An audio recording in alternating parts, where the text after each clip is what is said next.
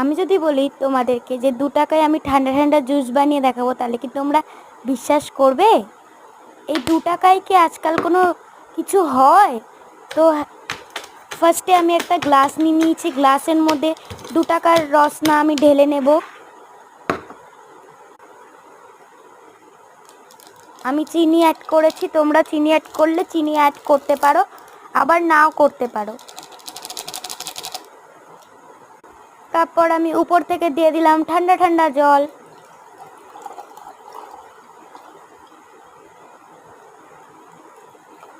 ঠান্ডা ঠান্ডা জল দেওয়ার পরে তারপর আমরা দিয়ে দিলাম কটা আইস কিউব। তারপরে স্ট্র দিয়ে ভালো করে ঘেটে নিতে হবে। তো দেখো আমরা স্ট্র দিয়েও ভালো করে ঘেটে নিচ্ছি। তো গাইস, রেডি আমাদের মাত্র 2 টাকায় ঠান্ডা ঠান্ডা রসনার জুস।